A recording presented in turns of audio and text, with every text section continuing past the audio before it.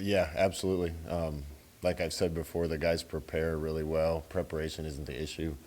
Um, they came out and did it again. Really good leadership to get it there, I thought, today, and really good energy. So these guys are resilient.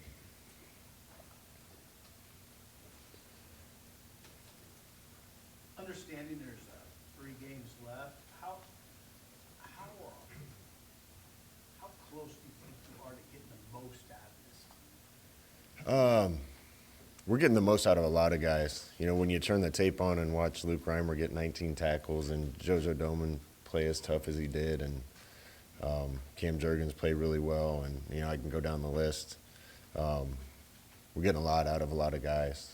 You know, there's a couple details, a couple spots I think we can continue to improve. Those things are obvious when you put on the tape too. The things that need to get better. Saturday it was turnovers, obviously. We're getting better, Sip. Despite as frustrated as I am, I want this so bad for Nebraska fans. Our receivers are young and they're starting to play really well. When you watch the tape of Omar and Samari and Xavier and some of those guys, we're separating, we're getting open. There's a lot of position groups that are continuing to improve, and obviously things we need to work on, but a lot of guys getting better too. You talked about wanting to get more grit or seeing more grit. In your shoes, what can you do about that?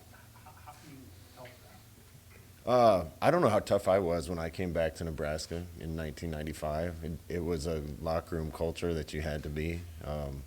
And I think you get tougher when you're doing tough things every day. And it doesn't happen overnight.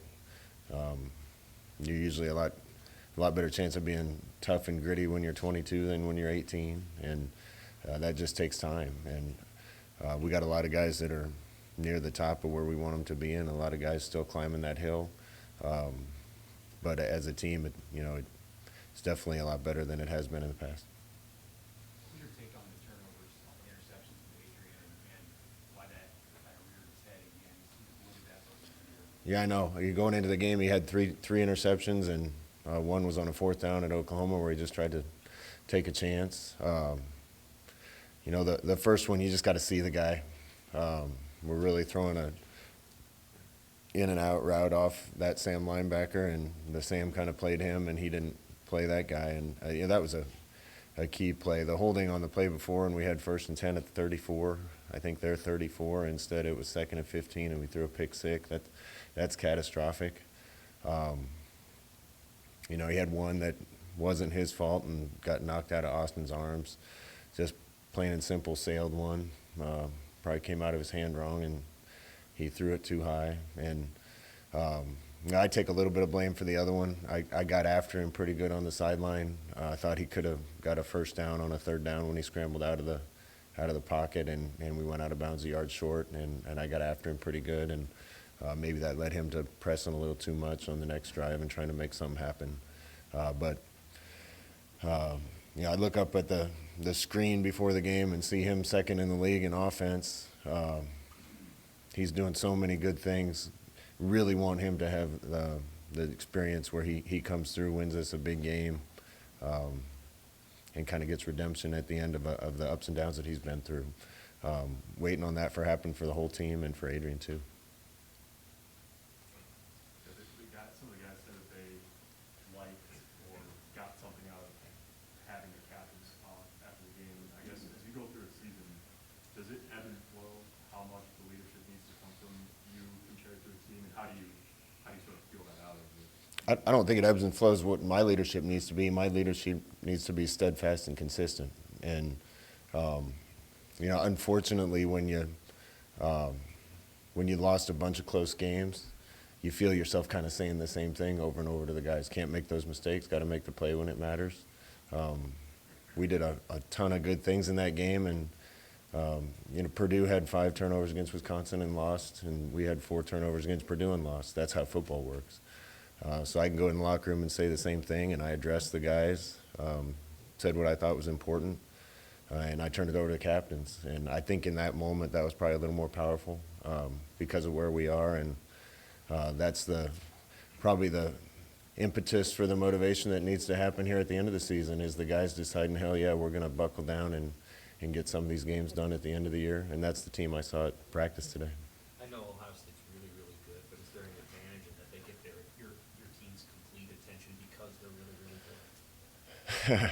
Yeah, I suppose that's a good way to look at it. You know, we get people's best shots. We try to give people our best shots. I think this is a really talented team that is hitting its stride. You know, other than last week, they haven't really had a close game for a long time. So, but our guys are excited. They love these games. I think we probably played our best football against the best teams that we've played this year, and this team's probably the best or close to that we've played all year. I'm sure the rest of the season will reveal all that, but they're going to come in ready, and our guys are excited to play. How much within the season can you self-critique yourself as a staff, or is that challenging within the season? How have you seen the staff stick together? No, that happens after every practice, after every game. We watch film of everything we do. There's always 2 or 3 calls every game, whether you win or lose, that you wish you had back. This play didn't work, that play did. The way we approach practice, drills we're doing during practice, all those things change based on what the team needs. And we had a long time to look at that during the bye week. Thought we did a lot of really good things in the bye week that led to better play in certain areas that honestly was enough to win without the turnovers. And we'll keep doing that as long as we're coaching. Your teams here probably had an edge on opponents before the game even started, maybe mentally, because of their reputation. Do you see that with Ohio State at all, and how opponents approach them, and just the obstacles that they have to overcome the moment they walk on the field against that team? The biggest obstacle you have to overcome against them is they got a bunch of future NFL guys and good coaches, and so you're going to have to execute really well and take advantage of the opportunities you get. They've been putting up a lot of points, so you got to do a good job on defense, and you got to score when you get a chance to on offense. I wouldn't say psychological is the biggest issue. It's how talented the team they have. Has that talent gap shrunk in your time here, would you say? Or how is that compared? We'll find out on Saturday. It's a different team every year with them. It's a different team every year with us. There's no question we're infinitely more talented than we were year 1 and year 2 here. I haven't seen them other than on tape yet, but I know they're always going to have a ton of talent and really good players. So we have to see how we match up. What about your offensive line, though? Your one offensive line, was it ahead of where this one is? Probably just because of experience, Sam, if I'm being honest. Gerald and Foster and Farmer, and we had a lot of guys year 1 that had played a lot of Big Ten football. I think we have really talented guys right now. They're young. Turner's young, Bryce is young, Cam's still young at the position, Nuri's young. Those guys have continued to get better. We're actually yards per rush and in some statistics doing a really good job up there. Seems to show up with a penalty now and again that honestly happens when you have young experienced guys, and we got to be better in protection. And those guys will continue to develop, but that year 1 line was at least very veteran and did a good job fighting for us. If Hymas were here and is this a different record, different team, different story? That's one player. When you have this many close games, I think it's really easy to say if we had a few more pieces here and there, it could all be different. We scratch our heads and try to address the thing that when we're this close that gets us beat in this game or that game. At the end of the day, you have a little more talent. Some of those games aren't close, and guys make plays when we need them to. So, I'm excited about trying to find those pieces and plug them in with the young guys that we got, and have a lot of confidence in the young talent that we have on the team. Numbers say Ohio State's defense has improved since they changed defensive playmaker. When you watch tape, what about the defensive difference that you think? Not a lot of scheme difference, kind of how they're calling it, how often they run certain things and other things. They've been a little bit different in every game. And they're playing some young guys on defense too, a linebacker and a corner especially, that are and a defensive end, all developing into really good players with experience. Scott, how much do you let the outside speculation about your job and your staff's affect you? How much does that weigh on you?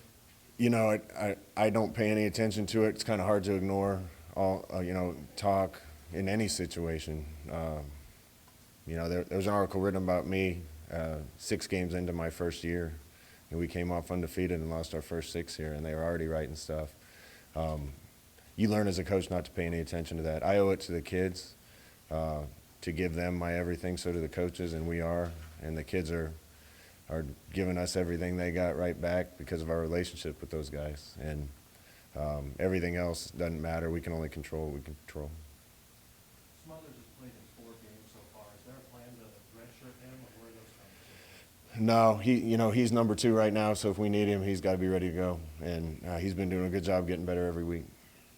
What is that picture look like? We don't see practice, so what does that Smothers? How has he evolved? Smothers can really run, really understands the offense, makes good decisions. He's throwing better and better every day we're out there. I think he just lacks a little bit of experience right now, but he's done a great job when he's gone in. So I'm excited about him. If he gets an opportunity, I'd expect him to be ready. But just wanted to follow up on what I asked. In year 4, how much time do you think it takes for you to get it where you want it to be? We're close. I don't want to overstep here, but yeah, I'm really excited about the rest of this year. I'm really excited about next year. I hope we get it. I think we should. And like I said, with the young guys we got coming back and an opportunity to go out and get a few more pieces to add to that, I think this thing could be really good.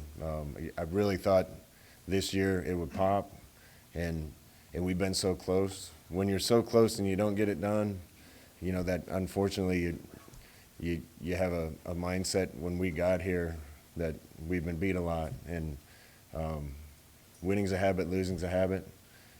Trying to break that cycle just takes a few wins in a row and some momentum and a little more belief. The kids believe, but you really believe when it happens. And gosh, we've been so close. I just want to see it happen for these guys. Scott, Trev wasn't at the game on Saturday. Have you talked to him since, and kind of where are you guys at as far as where this season? Yeah, Trev was at his son's wedding, so that's more important than a football game. And Trev and I talked on Sunday. Along the line of sort of believing you didn't beat Oklahoma or Michigan State, but the way that your defense played overall against Oklahoma and what they did against Kenneth Walker, I mean, are there tangible things that you can take from performances like that on that side of the ball to help confidence-wise going against an offense like Ohio State? Yeah, now Ohio State's a little different animal than Michigan State, but our defense has played well against some really good teams. Oklahoma's got a good offense. Michigan State, the defense has kept us in it, and at times been dominant. I'd like to see that be a little more dominant. That's I think the little bit the defense can get better at. And honestly, again, we're doing it with a lot of young guys, young linebackers and outside linebackers, and secondary is kind of the only place we're a veteran. But I've been really pleased with Coach Chins and his group, and how tough they're playing and the progress they've made. To clarify, by it, do you mean wins or another defense? It to happen? Wins. I think we get it. I think we should. No, we got to get the wins. The wins take care of everything. And despite all the improvement that I've seen, that hasn't improved. And we've had a tough schedule and played some really good teams. Got to get them done. And we've been so close. Got to get them done. And that's the nature of the business. I understand that. The kids understand that. And we'll keep fighting every day to make it happen. You're in a unique position of having played 2 teams that will be in the top, 5 or 6 in the college football playoff on Tuesday. Which would you rank higher between Michigan State and Oklahoma? Yeah, I'm not getting into that. Good try. They're both really good teams. So is Michigan. So is Michigan State. Minnesota's 6-2. Purdue's got a good record. And, we played some really good teams, and I'm happy with how we fought and how tough we've played. Got to stop making mistakes that get us beat and make a play when it matters. I'm trying to get inside your conversation, but do you sense Trev, when you talk to him, sees